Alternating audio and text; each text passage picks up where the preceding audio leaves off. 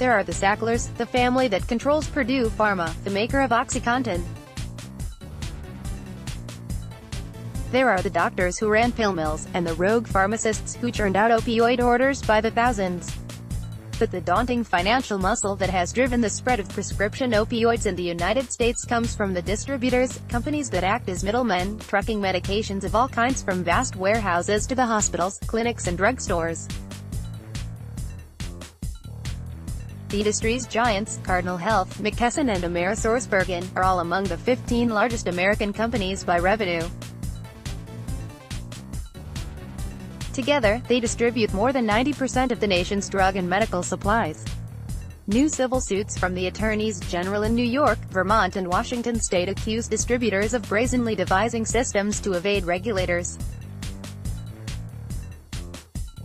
They allege that the companies warned many pharmacies at risk of being reported to the Drug Enforcement Administration, helped others to increase and circumvent limits on how many opioids they were allowed to buy, and often gave advance notice on the rare occasions they performed audits.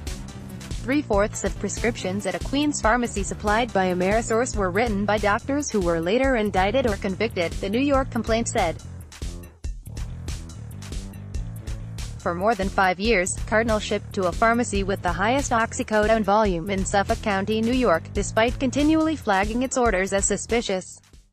McKesson kept shipping to 2 pharmacies 6 years after learning that they had been filling prescriptions from doctors who were likely engaging in crimes. The shipments stopped only last year, after the doctors were indicted. How do the CEOs of these companies sleep at night? Bob Ferguson, Washington's Attorney General, said at a recent news conference.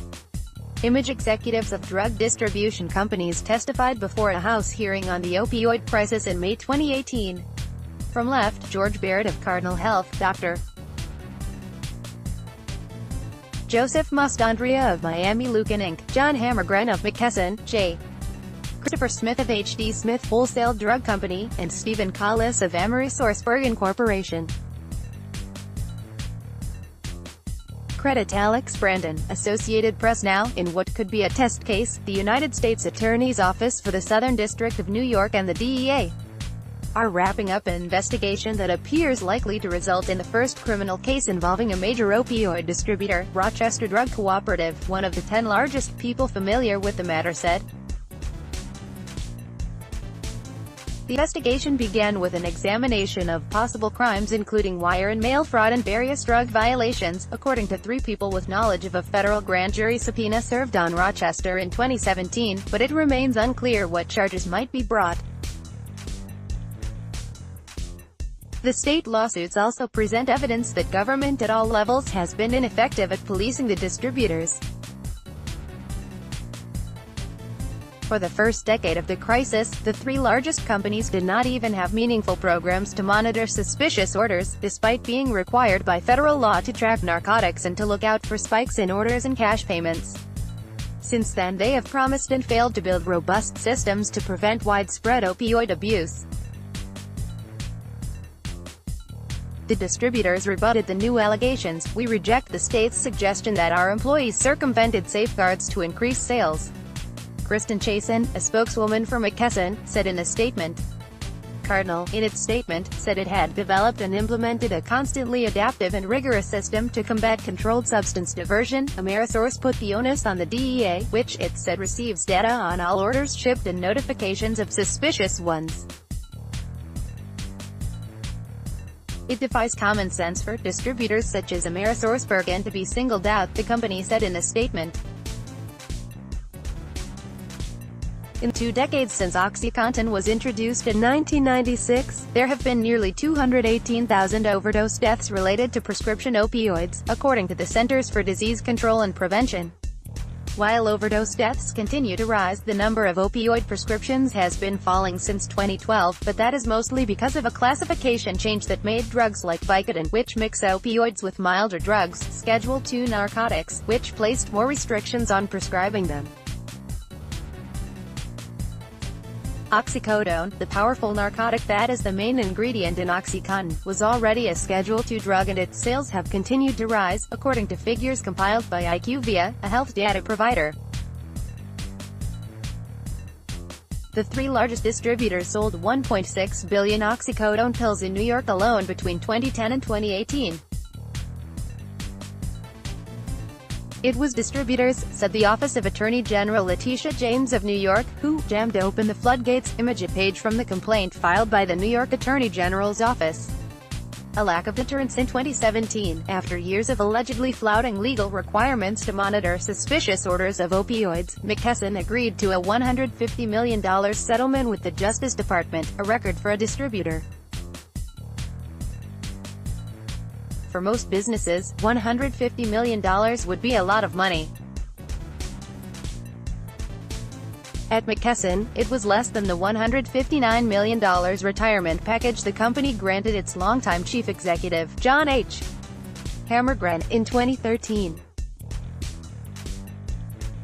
After a public backlash, a Forbes headline asked if it was the world's most outrageous pension deal. The company later reduced the package to $114 million.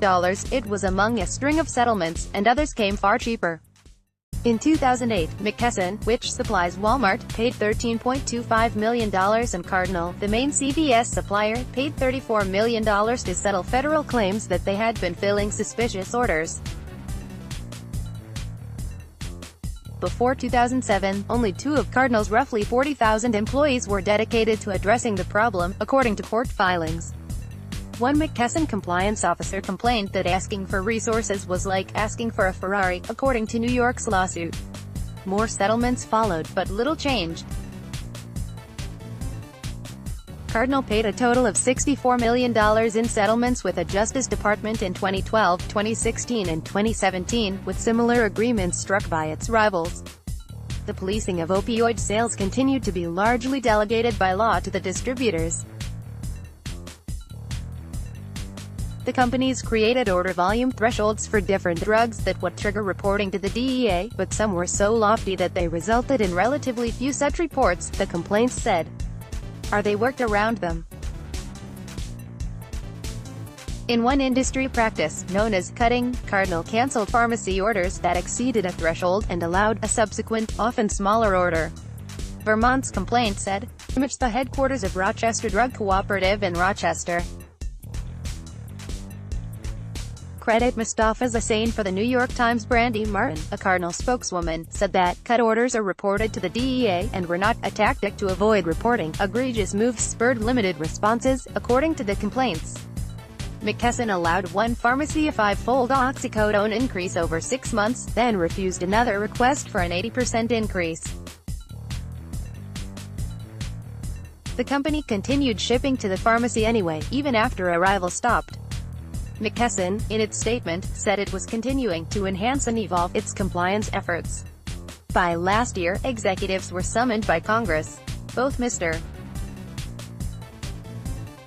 Hammergren, of McKesson, and George Barrett, the executive chairman of Cardinal at the time and its former chief executive, played down their roles in the supply chain. During the hearings, Representative Kathy Castor, a Florida Democrat, picked out a single drugstore in rural West Virginia that had been swamped with opioids, 4,000 pills a day at one point from Cardinal, 5,000 from McKesson. Don't you take responsibility, she asked, adding, you saw that paying the penalties on your settlement agreements was a cost worth paying because you were making so much money. I wish we had moved earlier to stop shipping to that pharmacy. Mr. Barrett said at the hearing. Mr. Hammergren echoed that, saying, I would have liked to have made a decision faster. Ms. Castor was not satisfied. This was the opposite of due diligence, she said. A criminal inquiry. There was little enthusiasm for policing opioids at Rochester Drug Cooperative, New York's complaint alleges. Image a Rochester Drug Cooperative newsletter announced the retirement of its chief executive, Lawrence Dowd III. Mr. Dowd has sued the company for firing him and has alleged that it conspired to blame him for a criminal investigation of the company. For years, only 2 people at Rochester were assigned to compliance, and 1 had other responsibilities. Amid discussions about hiring a compliance consultant, Lawrence F. Dowd III wrote in an email when he was the company's chief executive that it was making me ill as to how much this is going to cost. Mr. Dowd is now suing Rochester, claiming wrongful termination and contending it conspired to blame him for conduct that the DEA and federal prosecutors in New York are investigating in the criminal inquiry. His suit was previously reported by the Democrat and Chronicle of the City of Rochester. The current chief executive, Joseph Brennan, is on leave. Rochester is a cooperative of pharmacies, so monitoring suspicious orders meant monitoring its own members. But it had practices that were similar to those of its larger rivals. Rochester's upper limits on how many pills pharmacies could buy were, invariably so high that customers could not reach them unless their order volumes tripled from their historical purchasing patterns, rendering the system virtually useless. New York alleges. Sales were brisk. Between 2010 and 2018, Rochester sold 143 million OxyContin pills in New York.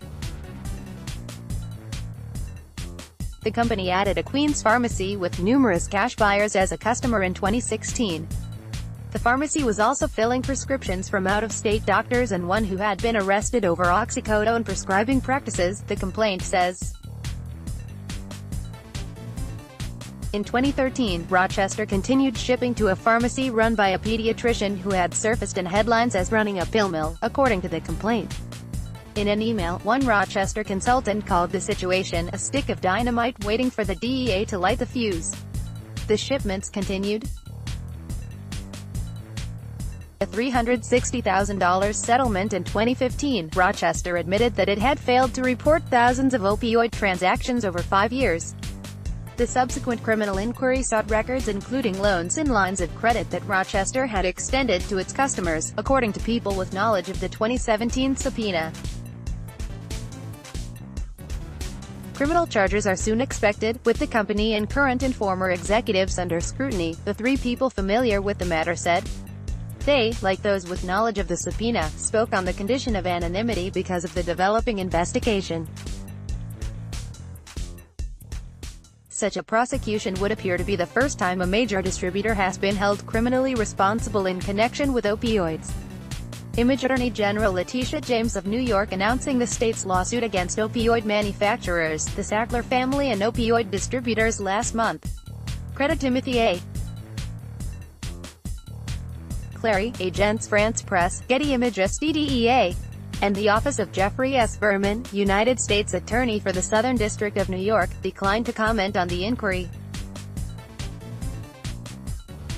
Jeff Eller, a Rochester spokesman, declined to answer specific questions, citing the investigation, but he said that Rochester's compliance department is more than 6 times larger than it was in 2013 and that the company will continue to make a significant investment. A failure to regulate Louis Krisofi's opioid of choice was Actic, a powerful fentanyl lollipop. He allegedly left wrappers around the office, which was a bad idea, since he was a senior investigator for the Bureau of Narcotics Enforcement, a branch of the New York State Department of Health that monitors opioid sales. Mr. Krisofi's fentanyl use was noticed at work by several other investigators and was among the topics of a 2008 report issued by the state inspector general that raised concerns about the bureau, where many investigators reported a pharmacist. Mr. Krisofi, who left the bureau at the time, said he had a legal prescription and never used opioids on the job. States have had trouble policing opioid use, even among their own. Like similar agencies elsewhere, the New York Narcotics Bureau was ill-equipped, with fewer than 20 investigators overseeing distributors and manufacturers, along with the state's 5,586 pharmacies and more than 120,000 prescribers. Kenneth Post, a former director of the Bureau, said it does not belong in the health department, which has close ties with healthcare providers. They're policing their own, and it doesn't work, said Mr. Post, who left the agency in 2010. The health department called him a disgruntled former employee. Image Louis Krisofi, a senior investigator at the Bureau of Narcotics Enforcement, removing the tarp from his illegally parked Corvette in 2008. Mr. Krisofi's fentanyl use was among the topics of a state inspector general's report that year.